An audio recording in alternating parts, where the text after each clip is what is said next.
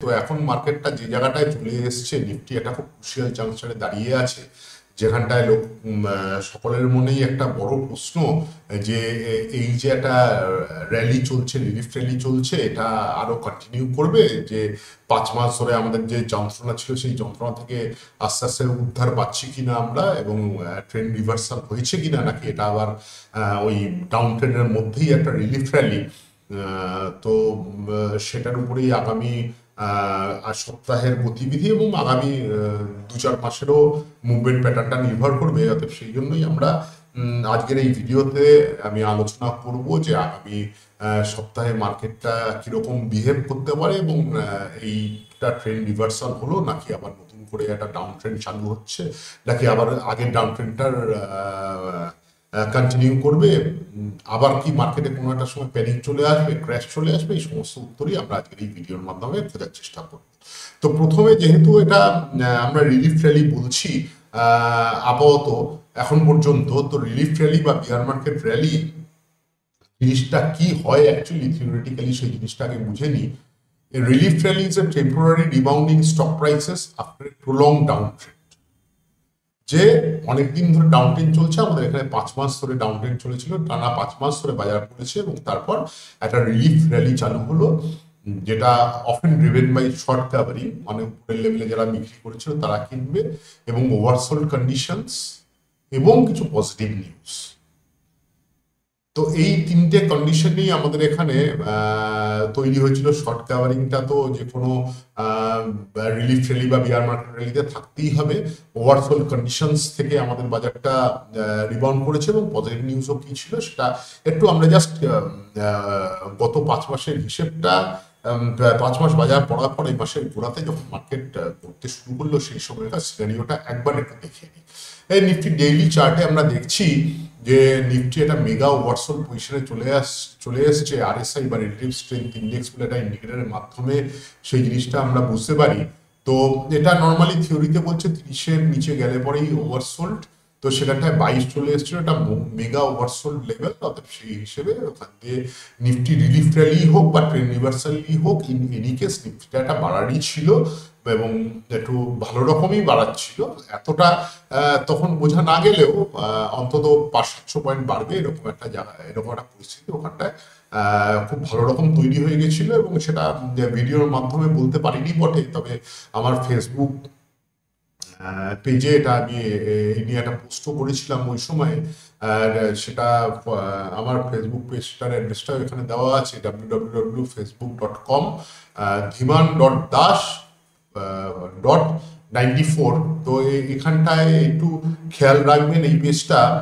এখানটায় আমি সপ্তাহে সাধারণত আমি 2টো করে ভিডিও পোস্ট করি, এটা মিড উইক রিভিউ আর এটা এন্ড উইক রিভিউ এখানটায় থাকে। তো সেইটার দিকে একটু নজর রাখবেন মার্কেট আপডেট পাওয়ার জন্য। তো যেটা হচ্ছে ওভারসোল্ড কন্ডিশনস থেকে নিফটিটা বাউন্স ব্যাক করলো, এবং তারপরে ওই সময়টা অলরেডি মার্কেটটা নিফটি পির হিসেবে একটা ভালো ভ্যালুয়েশন জায়গায় চলে এসেছিল, ঠিকঠাক ভ্যালুয়েশন, বার্গেন না হলেও ঠিকঠাক ভ্যালুয়েশন এসেছিল। ওয়াস্টের যে ভ্যালুয়েশন সেটা ঠিক হয়ে গিয়ে নিফটি 10 বছরের যে অ্যাভারেজ পি সেই জায়গাটায় চলে এসেছিল। কেউ কেউ মনে করেছেন এটা ভ্যালু বাইং এর উপযুক্ত জায়গা, সেখানটায় বেশ কিছু ভ্যালু বাইংও হয়েছে, এবং with couple with short covering, এবং তার সঙ্গে সঙ্গে ডলার ইন্ডেক্সটা খারাপ হওয়ার জন্য রুপিটাতেও একটু স্ট্রেন দেখা গেছে। অতএব সেই হিসেবে সব মিলিয়ে একটা রিলিফ র্যালি চালু হয়ে গেল, এবং রিলিফ র্যালিটা চলতে চলতে প্রথম 9 দিন যখন একটু 700 পয়েন্ট মতো বাড়লো, সেই পর্যায়েটা আমরা দেখছিলাম যে নিফটি আওয়ারলি চার্টে একটা চমৎকার কাপ অ্যান্ড হ্যান্ডেল ফর্মেশন হয়েছে, যেটা দেখুন এখানটায় ইয়ে করা আছে, পোস্ট করা আছে, চিহ্ন দিয়ে বোঝানো আছে, এবং জিনিসটা দেখতে পুরোই দেখুন একদম একটা কাপ উইথ হ্যান্ডেল, সেটা মনে হচ্ছে হাতল কাপ নয়, হাতল ভাঙা কাপটাকে পরিভাষায় শশার বলে। তো যাই হোক, তো এখানটা এই কাপ অ্যান্ড হ্যান্ডেল এটা বুলিশ একটা ফরমেশন, বেশ বেশ রিলায়েবল বুলিশ ফরমেশন আওয়ারলি চার্টে, এবং যেটা ফেসবুকে বারে বারে লিখেছিলাম অন্ততপক্ষে একটা আওয়ারলি চার্টের রিভার্সাল ফরমেশন দরকার। তো সেই হিসেবে একটা রিভার্সাল ফরমেশন হয়েছে। এটা ডেইলি চার্টে হলে পরে আমরা বলতাম যে মার্কেটটা এবার বটম আউট করে গেছে, যে এরকম একটা যথেষ্ট সম্ভাবনা তৈরি হচ্ছে। তবে আওয়ারলি চার্ট বলে সেটাকে অতটা গুরুত্ব এই মুহূর্তে দিতে পারছি না। ভবিষ্যতে স্টোরিটা কি করে আনফোল্ড হয় তার উপরে আমরা বুঝতে পারবো। তো বিষয়টা হচ্ছে যে এই ফরমেশনটা তৈরি হতে 9 দিন লেগেছে, এবং তারপরে যে ব্রেকআউটটা হয়ে গেল 4 দিনে একটা বিরাট র্যালি হয়ে গেছে। এবং এটাও ফেসবুকে বলা ছিল যে একটা কাপ অ্যান্ড হ্যান্ডেল ফর্মেশন তৈরি হচ্ছে, সেটা ব্রেকআউট হলে পরে নিফটি এই যে রিলিফ রেটটা সেটা অনেক দীর্ঘায়িত হবে। অতএব সেই জন্য বলছি একটু ডিটেলসটা দিয়ে দিলাম আমার ফেসবুক চ্যানেলে আরেকবার বড় করে, একটু নোট করে নেবেন, এবং এই আমার ফেসবুক পেজটা একটু পারলে ফলো করবেন। তো যাই হোক, পরের ইয়েতেই আসছি যে এই যে রিলিফ র্যালি, এটা যে আদৌ রিলিফ র্যালি কিনা সেটা বোঝার জন্য যে টেকনিক্যাল আন্ডারস্ট্যান্ডিং, টেকনিক্যাল এভিডেন্সগুলো আমরা খুঁজি, তার মধ্যে একটা হচ্ছে ভলিউম। ভলিউম সবসময়ই বলে একটা মুভমেন্টের পেছনে আপনার কতটা স্ট্রেংথ আছে সেটা ভলিউম দিয়ে বোঝা যায়। এবং তার ভিত্তিতে অনেক সময় ভলিউম প্রিসিডস প্রাইস বলা হয়, অর্থাৎ ভলিউম আগে থেকেই বলে দেয় যে মুভমেন্টটা আরও কন্টিনিউ করবে না, পরে উল্টো চলে যাবে। তো এই রিলিফ র্যালিতে ভলিউম ক্যারেক্টারিস্টিক্স কি হওয়া উচিত আইডিয়ালি, সেটা এখানটা একটু বলি যে দুরকম হয়। একটা লোয়ার ডিক্রিজিং ভলিউম হয়, যেটা একটা উইক র্যালি ইন্ডিকেট করে, এবং স্বভাবতই বুঝতে পারছেন যখন লো ভলিউম থাকবে তার মানে খুব বেশি কেনাকাটা হয়নি, খুব স্ট্রং বাইং ইন্টারেস্ট ছিল না। অতএব তার মানে এই র্যালিটা খুব বেশি টিকবে না, এবং খুব চট করে আবার করতে শুরু করবে। If the rally happens with low volume, it suggests that a lack of strong buying interest. This often means the rally is unsustainable and could be a dead cat bounce, short-lived recovery before further decline. এবং যখন ভলিউমটা বেড়ে যাবে, একটা strong rally, যে if the relief rally is accompanied by high volume, তার মানে খুব ভালো বাইং প্রেশার আছে, strong buying pressure. This increases the chance of a true trend reversal, especially if it breaks key resistance levels. তো আমাদের এই যে থিওরি, এর নিরিখে আমরা এই অনগোয়িং রিলিফ র্যালি ভলিউম ক্যারেক্টারিস্টিক্সটা একটু স্টাডি করি। তো এখানটায় দেখুন যেটা অদ্ভুত ব্যাপার যেটা হয়েছে, এই যে 9 দিন ধরে আমরা বলছিলাম যে আওয়ারলি চার্টে কাপ অ্যান্ড হ্যান্ডেল ফরমেশনটা যতক্ষণ তৈরি হচ্ছিল, সেখানটায় দেখুন ভলিউমটা কিন্তু তুলনামূলক অ্যাভারেজের থেকে অনেক কম ছিল, এবং তারপরে যে ব্রেকআউটটা যেই হলো, ভলিউমটা দুম করে অনেকটাই বেড়ে গেল। লাস্ট 4 দিনের মধ্যে 3 দিনে খুব হাই ভলিউম। অতএব সেই হিসেবে এই র্যালিটা দুটো পার্ট, একটা পার্টে ভলিউম কম আর একটা পার্টে ভলিউম বেশি। তবে খুব রিসেন্টলি ভলিউম বেশি, সেটার হয়তো একটু ওয়েটেজটা বেশি থাকা উচিত, কিন্তু ভলিউম সেই হিসেবে আমাদের কোনো রকম ক্লু দিতে পারছে না বলে আমরা উপরে ঘুরে যাই ওপেন ইন্টারেস্ট। ওপেন ইন্টারেস্ট মানে হচ্ছে যেটা আমাদের ক্যাশ মার্কেটে আমরা বলি ডেলিভারেবল, অর্থাৎ সারাদিন ধরে অনেক ফাটকা হলো, অনেক ইন্টারে হলো, কেনা বেচা হয়, দিনের শেষে যে পজিশনটা ডেলিভারি হচ্ছে সেটাই তো ডেলিভারেবল বলে ফিউচারের ক্ষেত্রে, সেটাকে বলা হয় ওপেন ইন্টারেস্ট। সারাদিন ধরে নিফটি হোক বা কোনো ইন্ডিভিজুয়াল স্টকসে হোক প্রচুর কেনা বেচা হচ্ছে, সেই কেনাবেচার পরিপ্রেক্ষিতে দিনের শেষে যে পরিমাণ কন্ট্রাক্ট আউটস্ট্যান্ডিং থাকছে সেটাই হচ্ছে ওপেন ইন্টারেস্ট, মানে কতটা কোনো কন্ট্রাক্টের ইন্টারেস্ট ওপেন রয়েছে। অতএব সেই হিসেবে ডেফিনেশনটা ওপেন ইন্টারেস্টের হচ্ছে, open interest refers to the total number of outstanding derivative contracts, ফিউচারও হতে পারে, অপশনও হতে পারে, that have not been settled,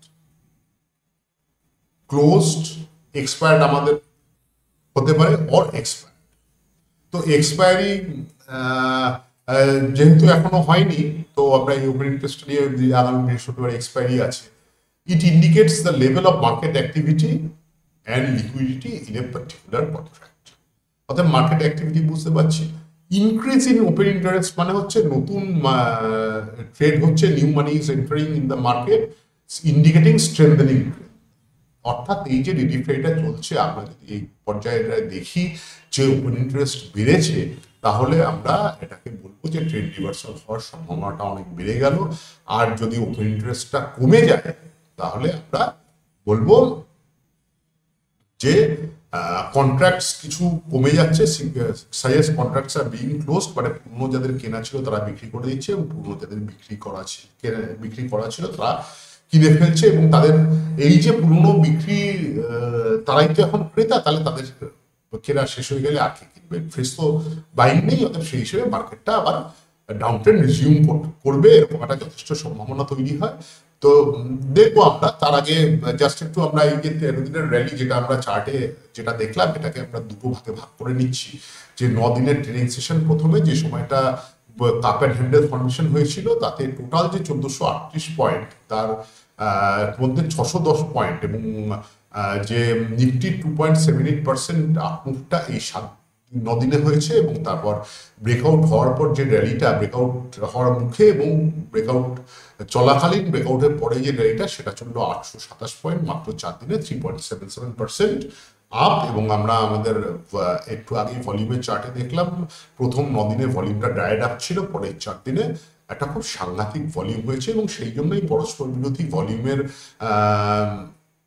এভিডেন্সের জন্য আমরা সিদ্ধান্ত নিতে পারছিলাম না, আমরা ওপেন ইন্টারেস্ট থেকে এই সিদ্ধান্ত নেওয়ার চেষ্টা করছি, এবং সেই হিসেবে এটাতে আমাদের শেষ 4 দিনের ওপেন ইন্টারেস্টটাই ট্র্যাক করাটা বেশি গুরুত্বপূর্ণ হবে, বুদ্ধিমানের কাজ হবে, সেটাই আমরা করছি। অতএব এই 4 দিনে 18 তারিখ থেকে 21 তারিখ দেখা যাচ্ছে এফআইআই ডেরিভেটিভে প্রচুর পরিমাণ কিনেছে, মানে ইন্ডেক্স ফিউচার 12,586 কোটি টাকা কিনেছে এই 4 দিনে, যেখানে গোটা মাসে কিনেছে ওরা 14,600। অর্থাৎ 4 দিনে যা কিনেছে, মানে টোটাল গোটা মাসের 15টা কি 16টা ট্রেডিং সেশনসে যা কিনেছে 4 দিনে, তার অলমোস্ট 75% কিনেছে। এবং সেখানটায় দেখছি নিফটি ফিউচার প্রায় 36,000 কন্ট্রাক্ট ওরা কিনেছে, যেগুলো ওদের আগে শর্ট ছিল, সেই জন্য ওপেন ইন্টারেস্ট প্রায় 2.5% পড়েছে।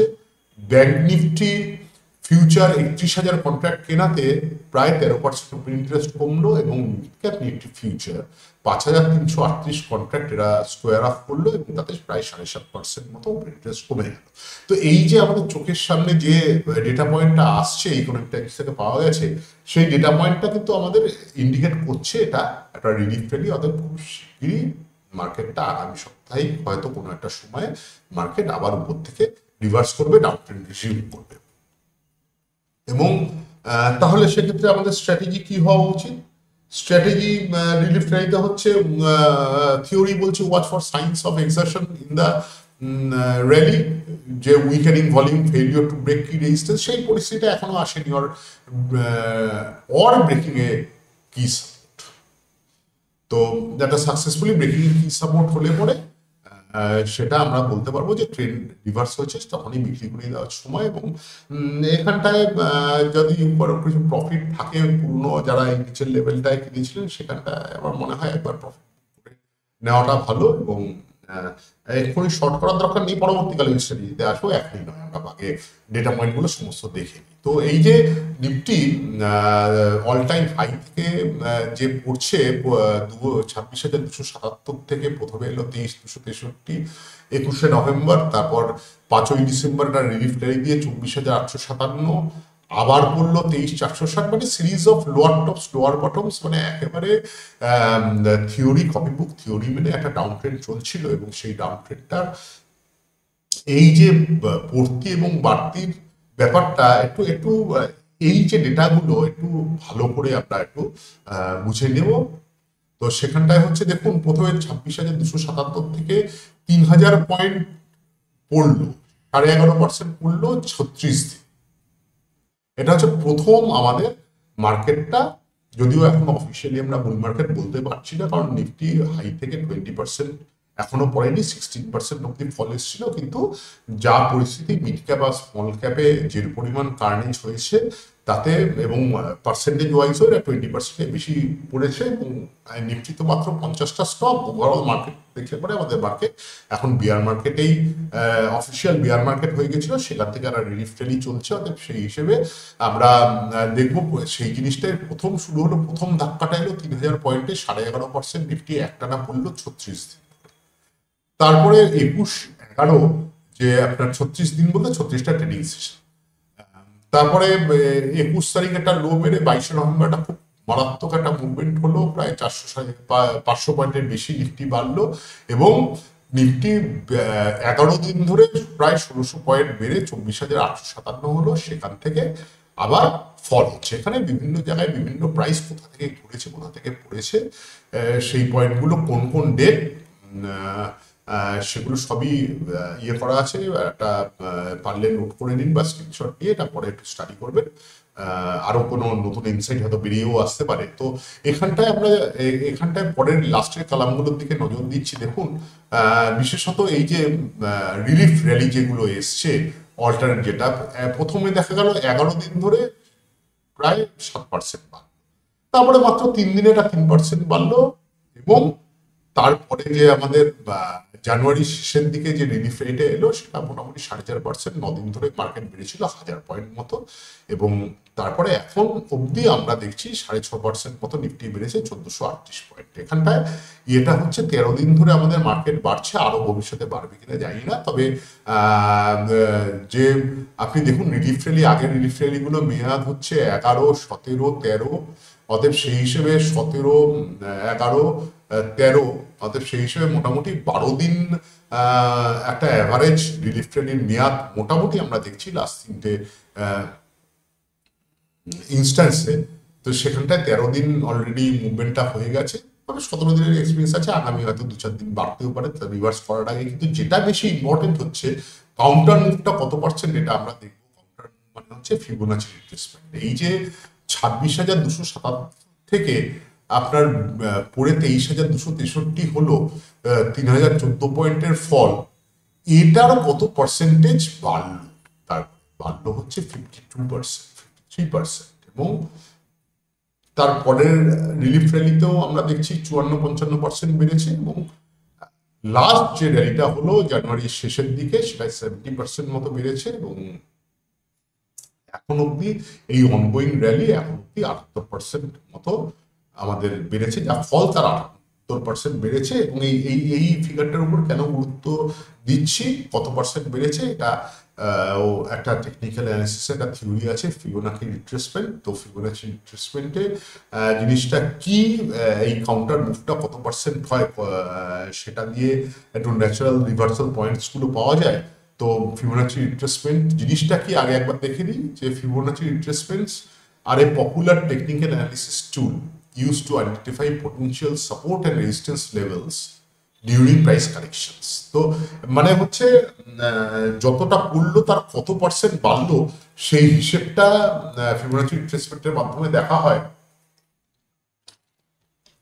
সরি, তো এই লেভেলগুলো মোটামুটি 23.6%, 38.2%, 50%, 61.8 এবং 78.6। তো ফিবোনাচি রিট্রেসমেন্ট নিয়ে পরে আলাদা কোনো একটা সময় নিশ্চয়ই ভিডিও হবে। তো এখানটায় আমি এই 78.6%, এটাই ফিবোনাচি রিট্রেসমেন্টের ম্যাক্সিমাম পসিবল পয়েন্ট, এইটা একটু আপনাদের খেয়াল করতে বলছি। এবং এখানটায় এখন অব্দি আমরা 3টে ডেটা পয়েন্ট পেলাম। এক হচ্ছে এই বাড়তিটা একটা শর্ট কাভারিং একটা ফুয়েল করেছে, সেই জিনিস আমরা দেখলাম। এবং 2 নম্বর হচ্ছে যে আমরা কাপ অ্যান্ড হ্যান্ডেল যে ফর্মেশনটা দেখেছিলাম, সেই ফর্মেশনের ভিত্তিতে নিফটির টার্গেট হচ্ছিল 23,354, আপাতত 23,400 হাই করেছে, এবং এই ফিবোনাচি রিট্রেসমেন্ট এখন 78.6%, 78%-এ আমরা দাঁড়িয়ে আছি। অতএব 3টে ডেটা পয়েন্ট আপাতত পাওয়া গেল, যেটা আমাদের বলছে এটা রিলিফ র্যালি, আবার মার্কেট রিভার্স করে নিচের দিকে যাবে। তো এখানটায় ভলিউম অ্যাসপেক্টটা বেশি গুরুত্বপূর্ণ। আগের তারপরের হচ্ছে প্যাটার্ন টার্গেট এবং ফিবোনাচি রিট্রেসমেন্টটা অতটা ওয়েটেজ এক্ষুনি আমরা দিচ্ছি না, কিন্তু নেভারদারলেস একটা টেকনিক্যাল এভিডেন্স রয়েছে, তার ভিত্তিতে আমরা বলতে পারছি যে এটা এখন অব্দি রিলিফ র্যালি হওয়ার সম্ভাবনাটাই বেশি, কিন্তু ইউ নেভার নো। অতএব সেই জন্যই আমাদের প্রশ্ন, সো হোয়ার উই স্ট্যান্ড নাও, সামনের দিনে আমরা কি স্ট্র্যাটেজি নেব, কি করা যেতে পারে, তো সেটাই একটু ডিটেলড আলোচনা করতে হবে। এবং ঘটনা কি হচ্ছে জানেন তো, ঘটনা হচ্ছে যে এটা আক্ষরিক অর্থেই $1 বিলিয়ন প্রশ্ন। তো যে আগামী দিনে মার্কেট কি হতে পারে, 3 রকম মুভমেন্ট হতে পারে। তো 3 প্রবাবিলিটিস অ্যাজ অলওয়েজ বলেছি যে যে কোনো পয়েন্টে দাঁড়িয়ে দামে 3 রকমেরই মুভমেন্ট হতে পারে, দাম বাড়তে পারে, দাম পড়তে পারে।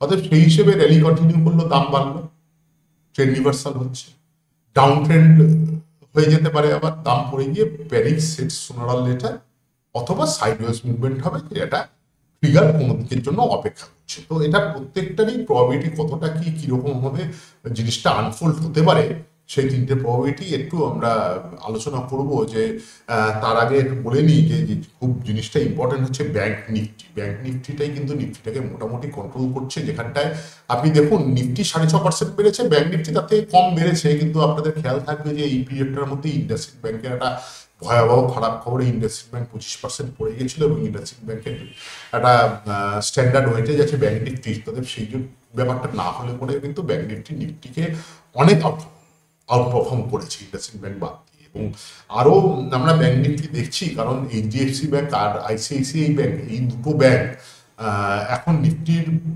ওয়েটেজ হিসেবে দেখতে পারে এই দুটো ব্যাংকের টপ দুটো ওয়েটেজ নিফটি। 3 নম্বরে রিলায়েন্স আছে, সবচেয়ে বেশি ওয়েটেজ এইচডিএফসি ব্যাংক 13.28%, তারপর আইসিআইসিআই ব্যাংক 8.57%, এবং তারপরে রিলায়েন্স 8%-এর সামান্য কম। এবং যদি সমস্ত ব্যাংকিং স্টক ইয়ে করে নেন, যে এইচডিএফসি আইসিআইসি ব্যাংকের সঙ্গে আপনি কোটাক মাহিন্দ্রা ব্যাংক এবং ইয়ে জুড়ে নেন, অ্যাক্সিস ব্যাংক জুড়ে নেন, তাহলে সেই ইয়েটা 27% মোটামুটি হয়ে যাচ্ছে। এবার সর্বদিন প্রশ্ন হচ্ছে স্টেট ব্যাংক তাদের কি করলো। স্টেট ব্যাংকের ওয়েটেজ ব্যাংক নিফটিতে স্ট্যান্ডার্ড ওয়েটেজ থাকলেও নিফটিতে স্টেট ব্যাংকের ওয়েটেজটা খুব কম, 0.5% মতো ওয়েটেজ আছে। অতএব সেই হিসেবে স্টেট ব্যাংকটা নিফটির মুভমেন্টের জন্য আলাদা করে অতটা গুরুত্বপূর্ণ নয়, যতটা কিনা সেন্টিমেন্টের জন্য। তো combined weightage of banking stocks in Nifty is 27%, highest among all sectors. তো ব্যাংক নিফটিটাই আমাদের একটু ভালো করে নজর করতে হবে। এবং ব্যাংক নিফটি চারটা যখন দেখছি আমি, এখানে খুব স্পষ্ট দেখা যাচ্ছে ব্যাংক নিফটি একটা ব্রেকআউটের মুখে দাঁড়িয়ে আছে। ব্রেকআউটের মুখে দাঁড়িয়ে আছে মানে কিন্তু ব্যাংক নিফটিও মেক অর ব্রেক এরকম একটা জায়গায়। নিফটি যদিও মেক অর ব্রেক নয়, এটা আমরা চার্টে দেখেছি। নিফটির আগের সুইং হাই হচ্ছে 23,800, এখন নিফটি 23,350, ক্লোজিং 23,400 আপাতত হাই। কিন্তু ব্যাংক নিফটি আক্রমণ করে একটা ব্রেকআউট লেভেলে চলে এসছে 50,650, তার মাত্র 80 পয়েন্ট নিচে ব্যাংক নিফটি ক্লোজ করেছে। এবং ইনফ্যাক্ট ব্রিফলি ওই ব্রেকআউট লেভেলটা আগের দিন একটু টপকে ছিল। তো এই লেভেলটা যদি ব্যাংক নিফটি ব্রেকআউট করে, এটা কিন্তু নিফটিটাকে সঙ্গে সঙ্গে টেনে নিয়ে চলে যাবে, এবং এই লেভেলটা ফেল করলে পরে নিফটিটাও ফেল করবে। এবং এইচডিএফসি ব্যাংক দেখুন একদম ব্যাংক নিফটির মিরর ইয়ে, এখানটায় নিফটির মতো এখানটায় ডেইলি চার্টে একটা কাপ অ্যান্ড হ্যান্ডেল ফর্মেশন তৈরি হচ্ছে, যেটা 1770, ইনফ্যাক্ট তার উপরেই ক্লোজিং আছে। এই লেভেলটার উপর মেনটেন করলে কিন্তু এইচডিএফসি ব্যাংক অনেকটাই বাড়া উচিত। এবং এইচডিএফসি ব্যাংকের দুটো জিনিস বলি। 1 নম্বর, একটু আগে যেটা আমরা আলোচনা করলাম, এইচডিএফসি ব্যাংক নিফটিতে হাইয়েস্ট ওয়েটেজ, এবং হাইয়েস্ট ওয়েটেজ আছে বলেই কিন্তু HDFC bank is notorious about false signals. এবং এটা দিয়ে নিফটিটাকে বেশি ম্যানিপুলেট করা হয়। তো এই জিনিসটা একটু খেয়াল রাখবেন। তবে 1770 লেভেলটা খুব খুব ইম্পর্টেন্ট, এবং তারও আগে 1770 আরও ইম্পর্টেন্স। দেখুন এই জায়গাটায় 1770 এই লেভেলটাতেই মোটামুটি কিন্তু ব্রেকডাউন হয়েছিল, তারপরে এইচডিএফসি ব্যাংক পড়তে থাকছিল।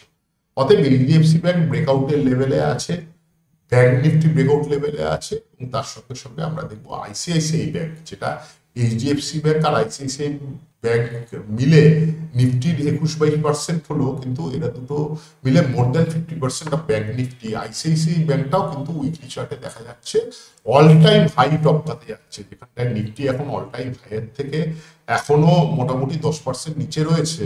সেখানটা আইসিআইসিআই ব্যাংক নতুন একটা অল টাইম হাই তৈরি করতে যাচ্ছে। এটা ডেফিনেটলি একটা স্ট্রেংথ। আইসিআইসিআই ব্যাংকটা একটু আমাদের ডেফিনেটলি নজরে রাখতে হবে, এটা ব্রেকআউট হবে কি হবে না। এখানটায় একটা বড় প্রশ্ন চলে আসছে, এইচডিএফসি ব্যাংক আর আইসিআইসিআই ব্যাংক এই দুটো স্ক্রিনের সামনে আমাদের রাখতেই হবে। যারা নিফটিতে ট্রেড করেন সেই অনুযায়ী ট্রেডিং পজিশনটা মনিটর করবেন বা ট্রেড করবেন কিনা সেটা ভাবনা চিন্তা করবেন। এবং আইসিআইসিআই ব্যাংক খুব শিগগিরই অল টাইম হাই চ্যালেঞ্জ করতে যাচ্ছে, 1365 অল টাইম হাই 1338। এখন দাম আছে মাত্র 25% বা 2%, 25 পয়েন্ট বা 2% নিচে ফ্রম অল টাইম হাই। অতএব আইসিআইসিআই ব্যাংকটার দিকে নজর থাকবে, এইচডিএফসি ব্যাংকের দিকে নজর থাকবে, ব্যাংক নিফটির দিকে নজর থাকবে এবং নিফটির দিকে তো আমাদের নজর থাকছে। এবার আইসিআইসিআই ব্যাংকের একটা ইন্টারেস্টিং একটা ব্যাপার আছে, চার্টটা এখানটা দেওয়া হলো না, যে আইসিআইসিআই ব্যাংকটায় চার্টে কিন্তু একটা ট্রিমেন্ডাস নেগেটিভ ডাইভারজেন্স আছে চার্টে, উইকলি চার্টে। সেটা আমি ইচ্ছা করে এখানটায় হয়তো চার্টটা দিলাম একটু, আপনারা যারা টেকনিক্যাল চর্চা করেন একবার চার্ট খুলে একবার দেখে নেবেন। এবং আইসিআইসিআই ব্যাংকটা, এইচডিএফসি ব্যাংক, এগুলো আমাদের আগামী দিনে খুব ভালো করে নজর রাখতে হবে। এবং আরেকটা হচ্ছে যে এটাই হচ্ছে আপমুভ কন্টিনিউ করতে পারে, একটা শ্যালো ফলের পরে সেটাও হতে পারে। এবং যদি আপমুভটা যদি কন্টিনিউ করে 23,800 আগের যে সুইং হাই সেটা খুব ইম্পর্টেন্ট, সেটা টপ করলে হায়ার হাই হয়ে যাবে। এই যে ডাউন ট্রেন্ডটা চলছে that would be in questions. তো যদি ডাউন ট্রেন্ড চলে, যেটার সম্ভাবনা না এখন অব্দি আমাদের বেশি বলে মনে হচ্ছে, but you never know, you can't challenge the market. আর মার্কেটে 100% প্রবাবিলিটি বলে কিছু হয় না, যদিও তুলনামূলক পরিস্থিতি অনুযায়ী ব্যাংক নিফটি মানে এই ডাউন ট্রেন্ডটা কন্টিনিউ করার সম্ভাবনাটাই বেশি দেখছি। কিন্তু এখানটা একটা রাইডার আছে, যেটা রাইডারটা দেখুন, থার্ড পয়েন্টটা ভালো করে পড়ুন। সেকেন্ডটা third point, no anticipated trades, wait for price confirmation. Price confirmation না এলে আমি কিন্তু শর্ট করবো না, কারণ I could be wrong also. আমার যেটা মনে হচ্ছে, কারণ আমি তো এমন কিছু বড় ওস্তাদ, আমি কেন, পৃথিবীর কেউই তো নিশ্চিত করে বলতে পারে না মার্কেট আগামী দিনে কোথায় যাবে। আমরা একটা প্রবাবিলিটি বোঝার চেষ্টা করি, সেই প্রবাবিলিটি মার্কেট আপ ট্রেন্ড বা সাইডওয়েজ হওয়ার থেকে ডাউন ট্রেন্ডটা রিজিউম করার চান্সটাই বেশি। এবং সাইডওয়েজ ট্রেন্ডটাও কিছুদিন চলতে পারে, কারণ সাইডওয়েজ ট্রেন্ড আমরা জানি যে কোনো একটা পরবর্তী ট্রিগারের জন্য অপেক্ষা। তো একটা এখানটায় সেক্ষেত্রে একটা স্ট্র্যাটেজি নিতে পারেন, যে শর্ট ইনিশিয়েট করা যেতে পারে। একটা স্টপ লসটা ডেফিনেটলি ঠিকঠাক মতো থাকতে হবে। যখন একটা আওয়ারলি চার্টে আমরা একটা সেলিং সিগন্যাল পাবো, তখন আমরা এই সেলটা ইনিশিয়েট করবো, বা কেউ যদি হোল্ডিং তখন অবধি খানিকটা বিক্রি করে আর খানিকটা হাতে থাকে, ওই পয়েন্টটাকে ব্যবহার করতে পারেন ফর এক্সিটিং ইউর মানে রেস্ট অফ দ্য পোর্টফোলিও, যেটা আপনি নিচের লেভেলে কিনেছেন, যেটা ইউর সিটিং অন প্রফিট। এবং সাইডওয়েজ মুভমেন্টও চলতে পারে, সাইডওয়েজ মুভমেন্ট হতে পারে, volume would be dried up, হয়তো প্রথম সপ্তাহের প্রথম 2-3 দিন আপনার ভলিউম একদম ড্রাইড আপ হয়ে এটা খুব ছোট রেঞ্জের মধ্যে মার্কেটটা মুভমেন্ট করলো। সেক্ষেত্রে মার্কেটটা দুম করে একটা সাডেন মুভমেন্ট হবে উপরের দিকে না নিচের দিকে, সেটা মার্কেটই জানে। সম্ভাবনা নিচের দিকে, মানে প্রবাবিলিটি আমি বলবো হয়তো 60% চান্স অফ মার্কেট নিচের দিকে যাওয়ার, বা 65% চান্স মার্কেট উপরে যাওয়ার পর চান্স 35%। কিন্তু মার্কেট যেহেতু উপরে যাওয়ার চান্স 35%ও আছে, সেই সাবধানতা আমাদের সবসময়ই রাখতে হবে। ট্রেন্ড রিভার্সাল এতটা চট করে হয় না, সেটা গত ভিডিওটায় আলোচনা হয়েছিল। যারা দেখেননি আরেকবার দয়া করে দেখে নেবেন। এবং প্রসঙ্গক্রমে বলে রাখি যে কেউ চ্যানেলটাকে লাইক করবেন, বন্ধু বান্ধবদের মধ্যে শেয়ার করবেন, সাবস্ক্রাইব করবেন, তাহলে আমরা উৎসাহ পাবো নতুন নতুন ভিডিও নিয়ে আসার জন্য। অতএব সব মিলিয়ে আমরা যে জায়গাটায় দাঁড়িয়ে আছি, তাহলে next 1 or 2 weeks could set the direction for Nifty and the Indian stock market over the next 3 months. আগামী 3 মাসে মার্কেট কিরকম মুভমেন্ট হতে পারে তার পরিস্থিতিটা কিন্তু তৈরি হয়ে যাবে আগামী 1-2 সপ্তাহের মধ্যে। 2 তারিখ মার্কিন শুল্ক নীতি ইন্ডিয়ার প্রতি, সেটা একটা খুব বড় ইভেন্ট আছে। তারপর second week of April RBI credit policy আছে, যদিও আরবিআই যথেষ্ট চেষ্টা করছে মার্কেটটাকে মেনটেন করার জন্য। তো সব মিলিয়ে যে বিষয়টা যে দেখা যাচ্ছে, যে আগামী 1-2 সপ্তাহ মার্কেটটার জন্য খুব ভাইটাল। এবং সেই দিকেই আমাদের নজর থাকবে। এবং আওয়ারলি চার্টের দিকে যদি মার্কেটটা পড়তে শুরু করে, আওয়ারলি চার্টের দিকে আপনারা নজর রাখছি। আওয়ারলি চার্টে যখন সেলিং সিগন্যাল আমরা পাবো, আমরা আমাদের সেটা অনুযায়ী সেলিং সিগন্যাল পাবো, সেই সময়টা শর্ট ইনিশিয়েট করবো, আর নয়তো নিচের লেভেলে আমাদের যে কেনা ছিল, যেটা ইদার কেস আমরা বলেছিলাম যে ওরকম একটা ট্রিমেন্ডাস ওভারসোল্ড জোন এসেছিল মার্চের গোড়ার দিকে 21,964 লো বা করে যখন 22,100 এরকম জায়গাটায় ঘোরাঘুরি করছে, তো সেখানটায় একটা খুব সুন্দর একটা কেনার অপরচুনিটি ছিল। সেখানটায় আমরা খানিকটা ডেলিভারি বেসড কেনা, সেটা অলরেডি শুক্রবার প্রফিট বুক হয়ে গেছে ওই কাপ অ্যান্ড হ্যান্ডেলের টার্গেট দেখে, এবং এখন আমাদের অ্যাজ সেভাবে কোনো মেজর কোনো পজিশন নেই। আমরা অপেক্ষা করছি মার্কেট আগামী দিনে কীরকম মুভমেন্ট করে সেই অনুযায়ী আমরা আমাদের স্ট্র্যাটেজি তৈরি করব। স্ট্র্যাটেজি তৈরি করা আছে, সেই অনুযায়ী টেকনিক্যাল সিগন্যাল পেলে সেই অনুযায়ী কাজ করব। যদি মার্কেট নিচে পড়তে থাকে, কাজটা করা খুব সহজ, স্ট্র্যাটেজি ডিফাইন করা আছে। মার্কেট যদি এখান থেকে এই রেট আরও কন্টিনিউ করে, তাহলে সেক্ষেত্রে স্ট্র্যাটেজি সেটা নিয়ে একটু ভাবনা চিন্তা করতে পারি। আজকের এই অবধি রইল।